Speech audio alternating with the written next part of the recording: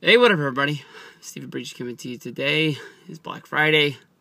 I work in a grocery store, but, man, people are still coming at me hard today. Like, wow, I didn't think it was going to be like this. But people are all strung out from spending a whole day of making turkey yesterday, going out and buying those last-minute deals, and now they're just trying to come into the store, and it feels like they're just taking it out on us. They've been going hard for 2 days, but it is what it is. They pay me well, so I'll keep coming. But the big story of Wednesday. I didn't really get a chance to make a video about it, but I just wanted to share my thoughts about CM Punk and his interview with Colt Cabana on the Art of Wrestling. I thought it was really good that Colt Cabana was able to get some life pumped into that show. He says he's been doing it for 4 years. I really didn't think he's been doing it for that long, but man, he's been doing it, man. I guess WrestleMania 27 time is about when the first time I ever really found out about it.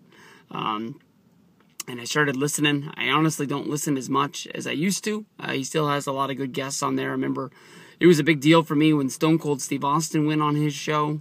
There was also the Young Bucks recently. I think that was the last one that I can remember really listening to. I remember when he had the new Shimmer champion on there. I listened to that show. So it's sporadic. It's here and there. It seems like he's had about every big name guest on there. I think he was on the 200th episode. He was basically saying that he doesn't know how much longer it's going to go for, but he wants it to end on his own terms. He's not going to let it end because somebody's going to tell him it's going to end. You've been noticing a lot more, repeat guests. One of my favorite of all time was Cliff Compton coming on there. He went on there as Domino. He went on there as Super Domino, and now on there as Cliff Compton. That was a great episode as well. But CM Punk has honestly been on probably the 3 biggest shows. He was on episode number 2. Probably to try and get a whole bunch of names that, a whole bunch of people to go over there since he was such a big name. Then he was on episode 100 where he interviewed Colt. I still remember listening to that laying down in the back of a truck on my iPod as we were driving around town because there wasn't enough seats in the car. And then he was on this one. But this is the one that everybody's been looking forward to. This is the one basically where he was able to air all the dirty laundry about the breakup with him and the WWE. And honestly, I can say that we only know one side of the story. I honestly listened to it on a fair and objective sort of way. And I didn't really put in there that basically Triple H is one of my favorite wrestlers. I didn't put in there that CM Punk is one of the meanest guys that I've ever had an encounter with at a WWE Access event at SummerSlam 2012. But all in all, I mean, all you can say is it's wow. I mean, it really shows you, that when Triple H comes into power, you don't really know what's going to happen to the WWE. I know that Vince is probably going to hold on to that thing almost until the day he dies before Triple H and Stephanie really are in power. They got some power right now. Triple H is in charge of signing guys and bringing guys into the company. He's in charge of the, I was going to call it the power plant, but the performance center down there. But when it really comes down to, putting business before feelings, you got to wonder about what's going to be going down. I mean, Triple H really was able, I apologize, CM Punk was really able to put out there and really get his point across that there are bad vibes between them. And he really he brought up the fact that, 2011 was supposed to be his year. He sprung up to being one of the biggest and hottest, baby faces there was all in wrestling. He seemed to be bringing in fringe fans. I'll never forget the fact that he was on ESPN's Bill Simmons podcast. I mean, to get a wrestler on a podcast like that, not named John Cena, is a really, really big deal. And he did it, and The Miz did it, and it was probably, Bill Simmons is one of the most popular sports podcasts there is, able to get a whole bunch of ears listening to CM Punk talk about his love for professional wrestling. And that's when I met him, that's what I brought up to him. He said on that show that he wanted to make wrestling cool again. If he had one goal to achieve while he was in wrestling, he was basically able to get it to the point of, where it was during the Attitude Era, during the Monday Night Wars, where everybody was watching, everybody was talking about it.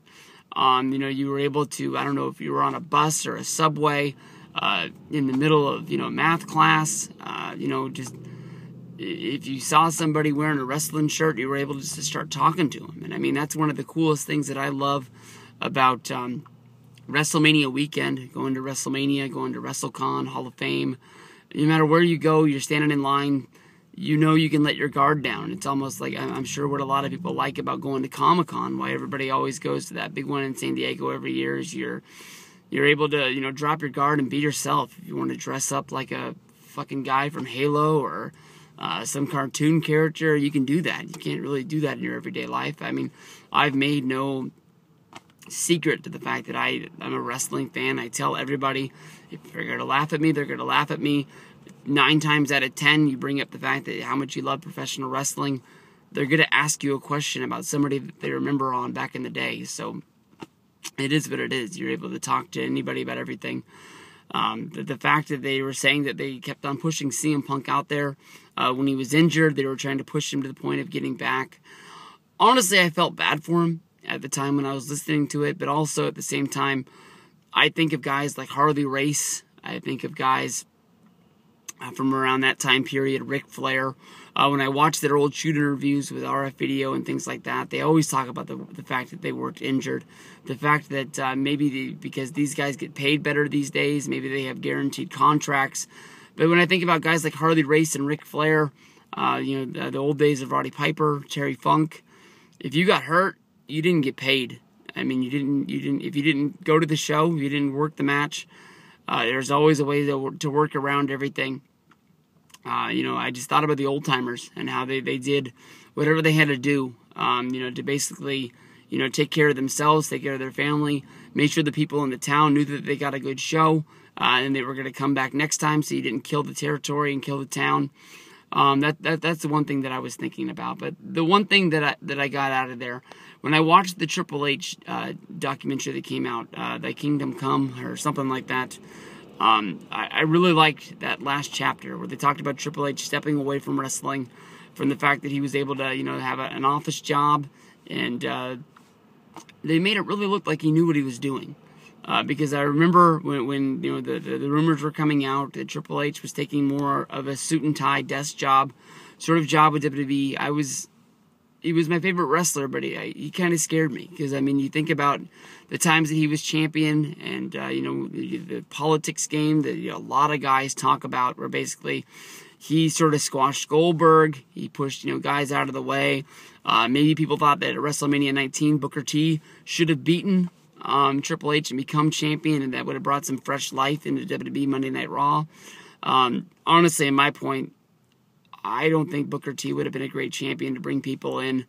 When Booker T became King Booker and he became a little bit more entertaining and he was on SmackDown in, I can't remember if that was 2005 or 2006, that was a great time for him to beat Rey Mysterio and start that championship reign. Booker T was a great wrestler. I'm not taking anything away from him, but I don't think that he would have been a great champion to bring people to Monday Night Raw, the A show, around that time of WrestleMania 19. They needed somebody like Triple H to get that belt over because of the fact that they basically killed that belt off, and now they were bringing it back, and they were trying to establish that as a real, World Heavyweight Championship. I think when everybody looks at that belt, they think of WCW, they think of Ric Flair, but it is what it is. But I think that this interview, more than anything, is going to kill off any thoughts of CM Punk returning to WWE almost ever. I think as long as AJ Lee is there, there's that glimmer of hope that maybe one of those guys. I've always thought that basically they were trying to talk to him through her, but this makes it seem like Vince, 2 weeks after he quit, texted him and asked him if he was ready to come back. A few days before they fired him, Triple H texted him and asked if he had time to talk. And I think that talk was basically going to be him letting him know that he was sitting in that FedEx, that they were letting him go. I think he wanted to do it over the phone because he knew there was no chance of doing a face-to-face interview. Or, not interviewing for a job, but, a conversation, talking about everything that would happen and trying to see if they could fix it up.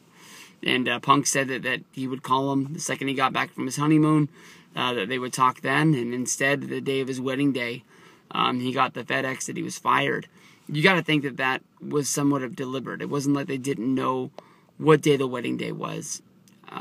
Maybe they can cover it up saying that they wanted to make sure they put it in your hands, because most people, they get married, then they go leave on their honeymoon right away, and they didn't want to FedEx something to CM Punk's house and have it sit there in a big pile of mail, and maybe he didn't get it, maybe he didn't even know about it. But I don't know. I think everybody knew that the story was going to come out about, basically CM Punk not getting his royalties.